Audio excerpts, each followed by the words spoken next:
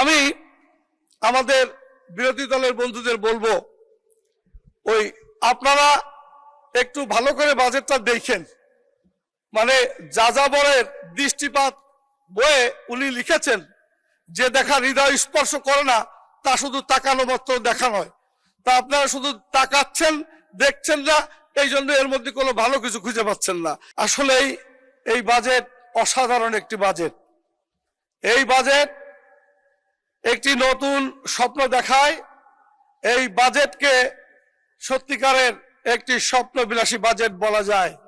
কিন্তু এখানে একটি কথা আছে, মাননীয় স্পিকার, ভারতের প্রখ্যাত পরমাণু বিজ্ঞানী এবং সাবেক রাষ্ট্রপতি ডক্টর এপিজে আবুল কালাম বলেছেন, স্বপ্ন সেটা নয় যা আপনারা ঘুমিয়ে দেখেন, স্বপ্ন সেটাই যা আপনাকে ঘুমোতে দেয় না। আমাদের মাননীয় প্রধানমন্ত্রী 27 ঘন্টা নিরলস পরিশ্রম করেছেন। তার সাথে মাননীয় অর্থমন্ত্রী, আমাদের অত্যন্ত যোগ্য অর্থমন্ত্রী এবং মন্ত্রী পরিষদের অন্যান্য সদস্যরা, একই সাথে বিভিন্ন স্টেক হোল্ডাররা যে সময় দিয়েছেন, সেই সময় দিয়ে যে একটি বাজেট তৈরি করেছেন, ইনশাল্লাহ আমরা বিশ্বাস করি এই বাজেট অবশ্যই বাস্তবায়ন হবে ইনশাল্লাহ। মাননীয় স্পিকার, আপনি একটু আপনার মাধ্যমে আমি আমাদের স্বাস্থ্যমন্ত্রীর দৃষ্টি আকর্ষণ করতে চাই। উনি তো এখানে নাই, স্বাস্থ্য প্রতিমন্ত্রী রয়েছেন। মাগুরাতে একটি মেডিকেল কলেজ প্রতিষ্ঠিত হয়েছে, যা আমি এর আগে বলেছিলাম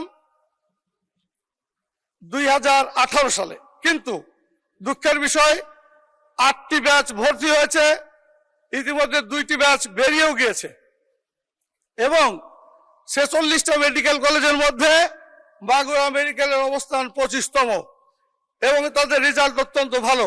ইতিমধ্যে অনেক মেডিকেলে পাশ করা ছাত্ররা হায়ার এডুকেশনে গিয়েছে, অথচ আমাদের মেডিকেল কলেজের এখন পর্যন্ত একটি স্থায়ী জায়গা নির্ধারণ হয়নি। আমি মাননীয় প্রতিমন্ত্রীকে একটু রিকোয়েস্ট করব আপনার মাধ্যমে যাতে এই ব্যাপারটা গুরুত্ব দিয়ে দ্রুততম সময়ে এক বৈঠকে এটা পাশ করা হয়। মাননীয় স্পিকার, মাগুরায় একটি আইটি পার্ক রয়েছে, যে আইটি পার্ক ওই বিগত ফ্যাসিস্ট সরকার বিভিন্ন প্রকল্পের নামে তারা এই সমস্ত করেছিল, কিন্তু তারপরেও শেষ করেনি। যে অবস্থায় পড়ে রয়েছে, এটা যদি ইমিডিয়েট ব্যবস্থা নেওয়া যায়, বিশেষ করে আমাদের আইসিটি মন্ত্রীকে একটু রিকোয়েস্ট করবো আপনার মাধ্যমে তিনি যেন এই বিষয়টা একটু খেয়াল করেন, এবং এটা করলে সত্যিকার অর্থে বেকার যুবক সমাজ দারুণভাবে উপকৃত হবে। মাননীয় স্পিকার, মাগুরা, কুষ্টিয়া, ঝিনাইদহ, মেহেরপুর, চুয়াডাঙ্গা এই জেলাগুলোর মধ্যে এরা সবই কৃষি নির্ভর একটা অর্থনীতি। এই অঞ্চলে কোনো একটি কৃষি বিশ্ববিদ্যালয় নেই এবং কৃষিভিত্তিক এবং একটি কারিগরি বিশ্ববিদ্যালয় প্রতিষ্ঠার জন্য আপনার মাধ্যমে আমি সংশ্লিষ্ট মন্ত্রীকে অনুরোধ করব। মাননীয় স্পিকার, আমাদের মাগুরায় কিন্তু কোনো শিল্প কলকারখানা নেই, অত্যন্ত দরিদ্র একটি জেলা। সেই জেলায় একটি মাত্র টেক্সটাইল মিল ছিল, তাও এখন বাতিল হয়ে গিয়েছে, ওখানে কোনো কিছু আর নাই। এই টেক্সটাইল মিল পুনরায় আবার চালু করা হবে কিনা এবং এ নিয়ে কোনো সরকারের পরিকল্পনা আছে কিনা আপনার মাধ্যমে একটু বিষয়টা গুরুত্ব সহকারে বিবেচনা করার অনুরোধ করছি। মাননীয় স্পিকার, আমাদের ওখানে কোনো বেসিক শিল্পনগরীও নাই, সেই জন্য যদি কর্মসংস্থান সৃষ্টি করতে চাই তাহলে একটি বেসিক শিল্পনগরী গড়ে তোলার জন্য শিল্প মন্ত্রণালয়ের মাননীয় মন্ত্রীকে রিকোয়েস্ট করবো আপনার মাধ্যমে। মাননীয় স্পিকার, মাগুরার শ্রীপুর, আমার 2টা উপজেলা, একটা মাগুরা সদর, একটা শ্রীপুর, এদের যে কানেক্টিং যে একটা মাত্র রোড, এই মাগুরা শ্রীপুর, এর অত্যন্ত বেহাল দশা, অত্যন্ত ভয়াবহ অবস্থা। আমি একটু মাননীয় যোগাযোগ মন্ত্রীকে রিকোয়েস্ট করবো আপনার মাধ্যমে যেন এই ব্যাপারটা অত্যন্ত গুরুত্ব দেওয়া হয়, কারণ আমরা ওখানে চলাচল করি তো সবসময় করতেই হয় এবং আমাদের অবস্থা খুবই খারাপ হয়ে যায়, আমারও হয়, আমাদের গাড়ির অবস্থা খারাপ হয়। সেই জন্য একটু রিকোয়েস্ট করব জনগণের সাথে এটা করা। মাননীয় স্পিকার, আমাকে অ্যাটলিস্ট 2 মিনিট সময় দিন একটু, মানে আমরা তো সবসময় সময় পাই না, এই জন্য একটু কাইন্ডলি 2 মিনিট সময় দিন। মাননীয় সংসদ সদস্য, আপনাকে আরো 2 মিনিট সময় দেওয়া হলো। অনেক অনেক ধন্যবাদ মাননীয় স্পিকার। মাননীয় স্পিকার, আমরা ইতিমধ্যে আপনারা জেনে খুশি হবেন, খেলাধুলায় মাগুরা অত্যন্ত নাম করা, অনেক নাম করা ক্রিকেটারের নাম আপনারা শুনেছেন। ফুটবলে মেয়েদের ক্রিকেটে আমরা 5 জন জাতীয় প্লেয়ার আমার মাগুরার, এবং অনূর্ধ্ব-17 গতকালকেই আমরা কিন্তু চ্যাম্পিয়ন হয়েছি, জাতীয় চ্যাম্পিয়ন অনূর্ধ্ব-17। বুঝতেই পারছেন এই মাগুরা ছোট্ট জেলা হলেও খেলাধুলায় অনেক উন্নত।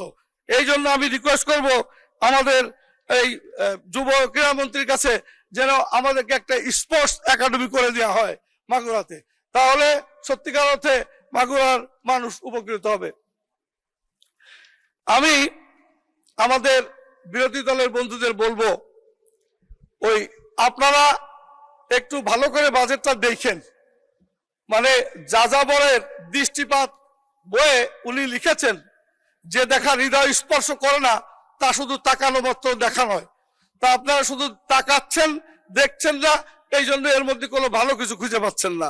দয়া করে একটু দেখেন, ভালো করে দেখেন, গভীরভাবে বুঝতে পারবেন এইরকম একটি বাজেট সময় উপযোগী, এবং এই বাজেট নিয়েই আগামী দিনে অক্লান্ত পরিশ্রম করা আমাদের আগামী দিনের রাষ্ট্রনায়ক, যিনি এখন রাষ্ট্র পরিচালনা করছেন, তিনি অবশ্যই সেটাকে বাস্তবায়ন করবেন আমাদের সবাইকে সাথে নিয়ে।